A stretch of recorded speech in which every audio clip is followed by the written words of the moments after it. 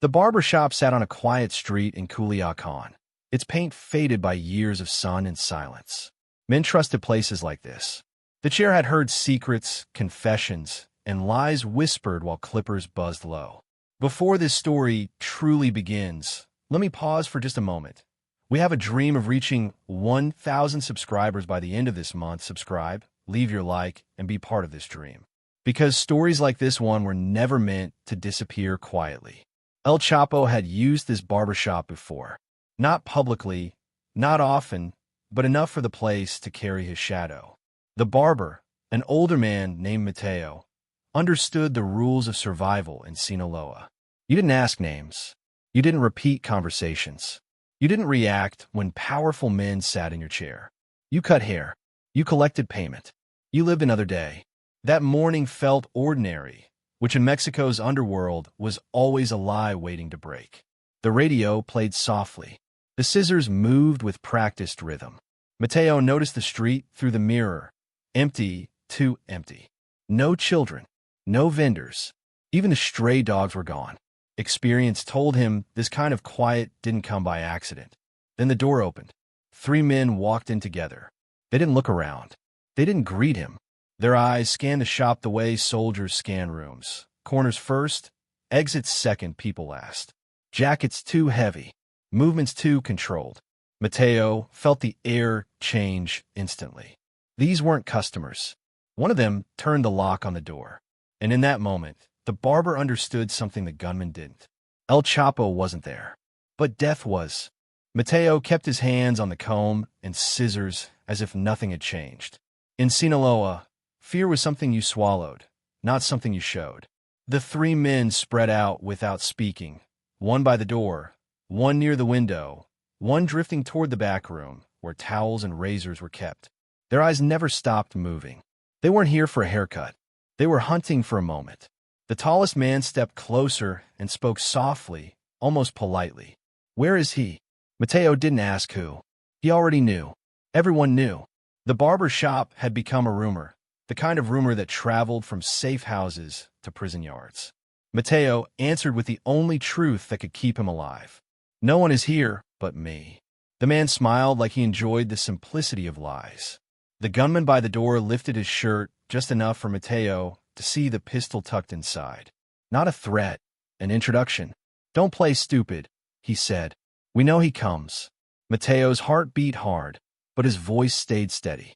"He hasn't come today." The third man opened drawers, searching like a thief who believed destiny owed him something. Outside, a car passed slowly and kept going, as if the street itself had decided to look away. Mateo watched in the mirror as the leader's expression shifted. He was calculating now. If El Chapo wasn't here, then someone was lying. And in their world, lying usually meant blood. The leader leaned in, close enough for Mateo to smell sweat and cheap cologne. "If you're protecting him," he whispered, "you die first." Mateo didn't answer. He didn't beg. He simply raised his hands slightly, palms open, and waited for the next move. Because in that moment, he understood the truth. They didn't need El Chapo to kill someone. They only needed an excuse. The leader took a step back, studying Mateo the way men studied animals before deciding whether to shoot. He nodded once, a silent signal. The man by the door locked it again, slower this time, deliberate, as if sealing a decision. The third gunman stopped searching the drawers and turned, his hand resting on the grip of his weapon. The room felt smaller, the air heavier. Mateo spoke before they could. "You're early," he said, choosing his words like steps across broken glass. "If you came yesterday, maybe tomorrow, you'd have your answer." The leader raised an eyebrow. "Tomorrow?" Mateo shrugged. Men like him don't move on schedules you can read. It wasn't bravado. It was geography. El Chapo survived by unpredictability, by ghosts and decoys and patience. The leader considered this, irritation flickering across his face. He had expected fear. He had expected begging. What he got instead was timing. He hated timing. It meant uncertainty. And uncertainty made Gunmen sloppy. The man near the window shifted his weight. "We don't leave empty," he muttered. The leader shot him a look. "We don't leave stupid," he replied. Then he turned back to Mateo. "You saw our faces," he said. "That's a problem." Mateo met his eyes through the mirror. "I've seen worse," he said quietly. "And I forgot them." A phone vibrated. The leader froze, then checked it. A single message. No words, just a location pin and a time stamped 5 minutes earlier. His jaw tightened. Someone had moved. Not El Chapo. Someone else. Someone important enough to redirect 3 armed men mid-job. The leader exhaled slowly. "Untie your mouth," he told Mateo. "If you talk, we come back." Mateo nodded once. The men backed toward the door, weapons still low but ready. When the lock clicked open and they slipped outside, the street remained empty, obedient. Mateo stood alone again, clippers still buzzing in his hand. He turned them off. His knees trembled, but he stayed standing. In Sinaloa, survival wasn't about courage. It was about knowing when silence was louder than bullets. Mateo waited a full minute after the door closed. Then another. He listened to the street the way sailors listen to water, searching for the smallest lie. Only when he was certain men were gone did he lower himself into the chair behind the counter. His hands shook now, uncontrollably, as the weight of what almost happened pressed down on him. He had survived the visit. That didn't mean he was safe. He cleaned the chair slowly, ritualistically, as if wiping away fingerprints could also erase memory. In Sinaloa, memory was currency. The wrong one could cost you everything. Mateo replayed the leader's eyes in his head, calculating, irritated, unfinished. Men like that didn't forget places. They filed them away. An hour later, a familiar truck rolled past without stopping. Then another, different make, same speed. Mateo recognized the pattern. Eyes were on the street now. Not curious eyes, protective ones. That told him something important. El Chapo hadn't been there, but his shadow still was. And shadows attracted knives. By late afternoon, the shop stayed empty. No customers. No walk-ins. Even a radio seemed to avoid noise, switching to static between stations. Mateo locked the door early and stepped outside, pulling it shut with care. He didn't look left or right. He didn't hurry. Fear made men memorable. At home that night, Mateo didn't sleep. Near dawn, his phone rang once. No caller ID. He answered without speaking. A calm voice said only, "You did well today." Then the line went dead. No instructions. No promises. Just confirmation. Mateo understood the message. He had passed a test he never agreed to take. The men who came to kill a ghost had found nothing, but the barber who told the truth had been seen. And in this world, being seen meant your life had changed forever. He lay back and stared at the ceiling, knowing one thing with certainty. Tomorrow, he would not open the shop. Morning came without noise. No engines, no vendors, no radios bleeding through thin walls. Mateo woke before the sun and knew, without checking, that the shop would remain closed. He dressed carefully, choosing clothes that didn't draw attention, the way men did when they planned to disappear without leaving evidence. The mirror showed him a face older than yesterday. Survival aged people faster than time. By mid-morning, the street noticed. A locked door in Culiacán spoke, louder than an open one. Neighbors glanced, counted seconds, moved on. Somewhere, a message traveled that the barber wasn't working today. Somewhere else, another message answered it. The city communicated in absences. Mateo took a different route to the market, then doubled back, testing whether footsteps followed. None did. That worried him more. Men who meant harm liked certainty. Men who waited were worse. He bought bread he didn't need and returned home by a third path, his head down, his pace ordinary. At noon, a black sedan passed his building twice. Slow, patient, not the gunmen from yesterday.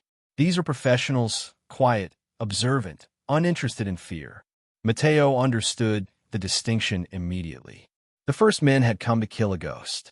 These men came to count the living. His phone vibrated once. A message with no text, only a time and a location. He stared at it for a long moment. He could ignore it. He could run. Both choices would be remembered. Mateo deleted the message and sat on the edge of the bed, breathing evenly. When the time came, he left the apartment and walked to the corner cafe, exactly as instructed.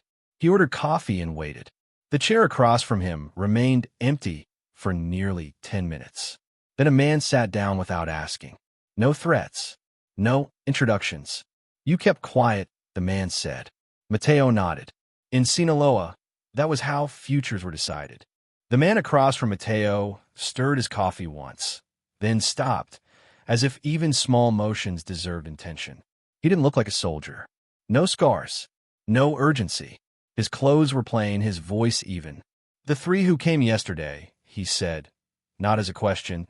They were chasing a story that ended weeks ago. Mateo listened without interrupting. Interruptions invited correction.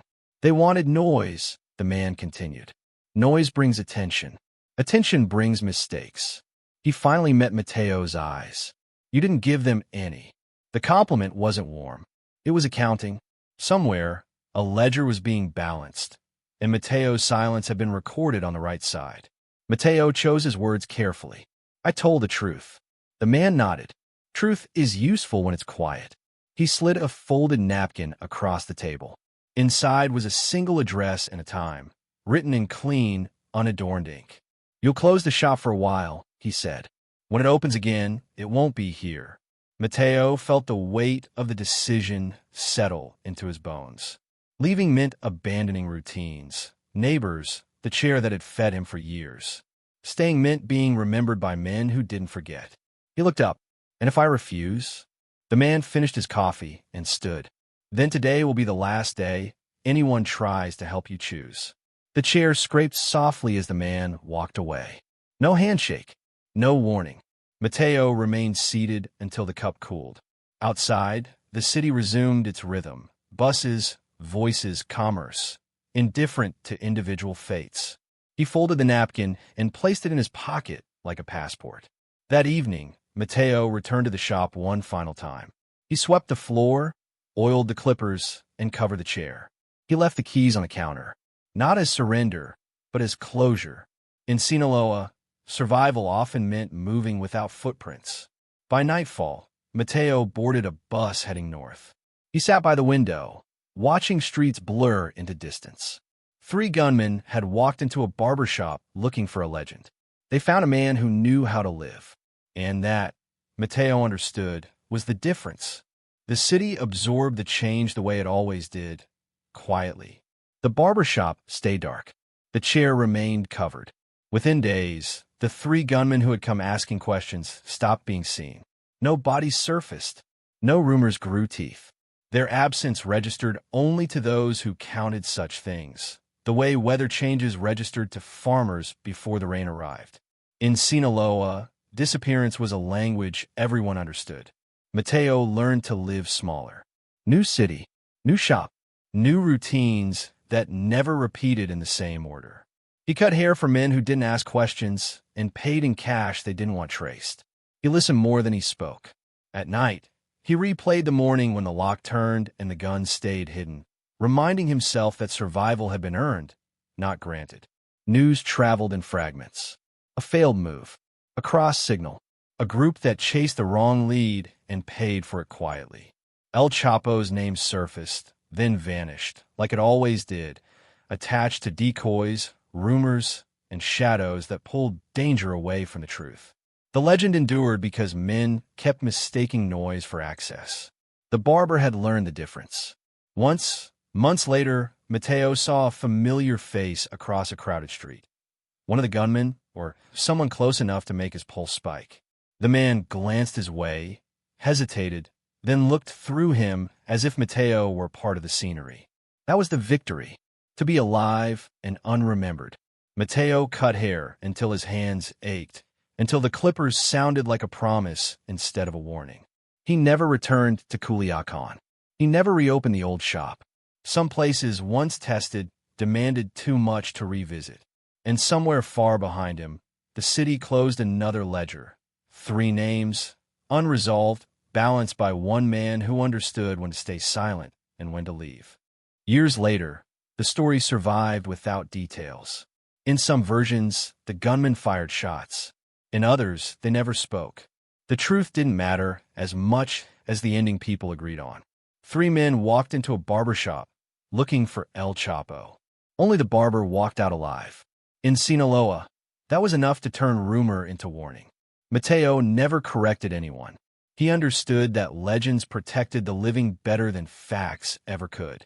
When customers asked why he never talked about his past, he smiled and said hair remembered hands better than mouths. It was an answer that satisfied people who didn't need to know more. Those who did never ask twice.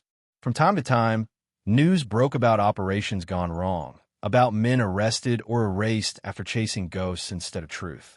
El Chapo's name continued to float through headlines, attached to tunnels, decoys, and trials far from that quiet street in Culiacán.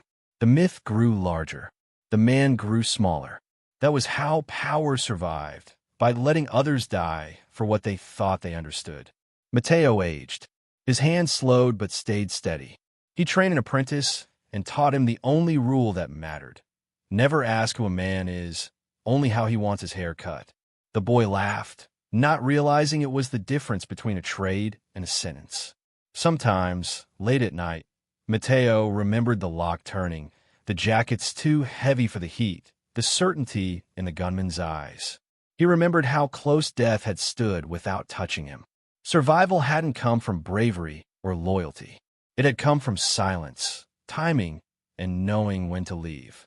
That was the truth beneath the legend. 3 gunmen walked into El Chapo's barbershop. Only the barber understood how to walk out alive.